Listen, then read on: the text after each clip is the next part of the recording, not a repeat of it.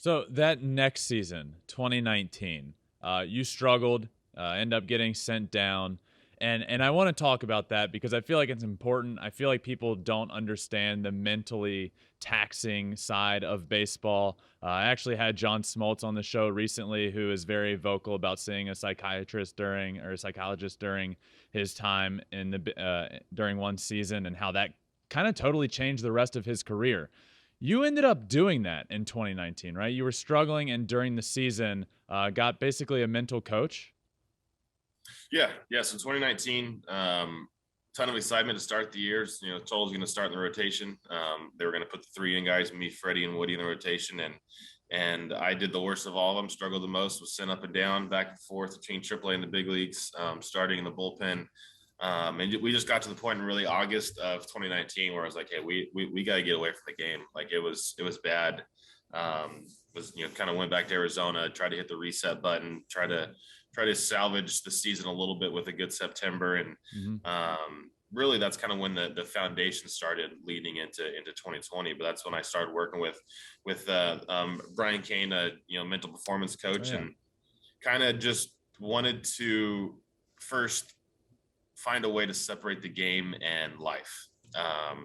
So much of baseball was carrying over into my life and my relationship with, my now wife and family. So it was like, we got to find these ways to separate baseball and life.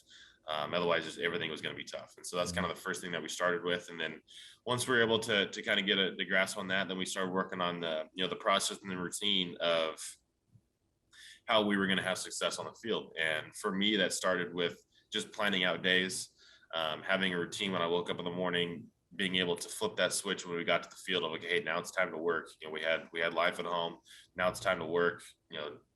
Whatever it is, if it was a starting routine, a relieving routine, like, hey, today you're going to work out. Today you're going to have your catch play, go through all breathing techniques, focusing techniques, and just find a way to, once we got on the mound, we weren't worried about anything else. We weren't worried about if we were prepared, what was going to happen that day, what we're going to do that day. It was just, we're going to control one pitch at a time. And Mm-hmm. that's kind of what it narrowed down to, of controlling the things that I can control when I was on the mound. And for me, that just, it made baseball so much easier, so much more fun. I could enjoy my time on the mound. I could, mid game, I could be joking around with guys, because it for me, it Wow. was, I was able to come in and out every pitch. That once I got on the you got the ball and got on the rubber, it was, hey, okay, we're going to execute this fastball down the way.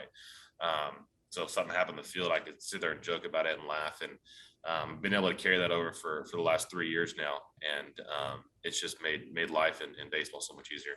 What would you have done? Because from my perspective, when I struggled, I really struggled. And the sport can be so mentally taxing, and it's so numbers oriented, especially in the minor leagues working your way up. All the numbers are right there in front of you. I would go 0 for 4, which could then lead to an 0 for 8. And if I went 0 for 8, I was going 0 for 12. I was going to go 0 for 16. And at some point you snap out of it. But I was just taking it home. Like how would you, and I know it's a little different as a starter, but let's say you had 2, 3 bad starts in a row.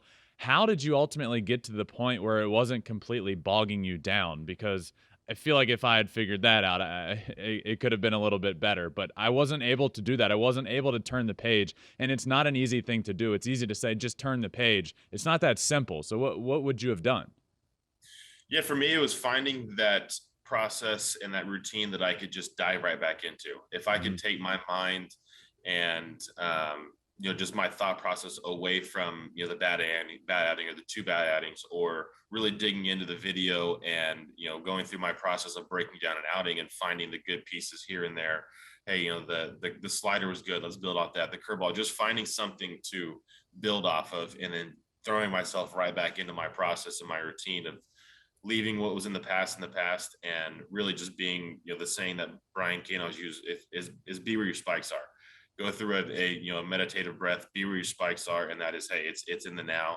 We have to compete to get ready for the next outing. This game is so fast, and there's so many guys that are going to come take your spot if you don't, you know, compete and be consistent at this level. So for me, it was, yeah, through the process of going, finding this routine Mm-hmm. and this day-to-day one pitch at a time process, there were struggles, and it was more about, hey, dive back right back into your process, get what's comfortable, get back into the weight room, get back into your catch play sessions, get back into your breathing, your focusing techniques, and just know that you belong at this level. I did it in 2018. I struggled in 19. There's no reason why I can't be that pitcher that I was in 18. And for me, that was this process of, going through my daily work, my daily, meditation, breathing, and just being in the now. Well, all right. I'm convinced I'm going to make a comeback now. I know I belong in the Florida State League. I know I can compete in the Florida State League. So what percentage, if you had to put a percentage on it, because baseball is so mental, and you've heard the Yogi Berra quote a million times. I don't exactly know what it is. 50% of the game is 90% mental, or 90% of the game is 50% mental, whatever it is. If you had to put a percentage on how mental the game of baseball is, once you get to the professional level, everybody can play. What percentage of baseball would you put on it being the mental side of the game? Yeah, I mean, I think different people will say different percentages. I would say it's probably in that, 80, 85, 90%, percentile of the mental side of it. Guys up and down a lineup can now, especially now, can stand on the mound and throw 100. Guys have nasty stuff. It's not really physical anymore. Guys can train so hard, the physical aspect of it, to have just as good stuff, if not better, than anyone in the big leagues right now. But it takes the process, the mentality behind it, the work ethic to really be able to compete in the big leagues. Thanks for watching. If you love flipping bats, swinging 3-0, or just talking ball, join us. Call us at 213-537-9339 with your questions. We have a weekly guest, and we have a lot of fun, so hit that subscribe button.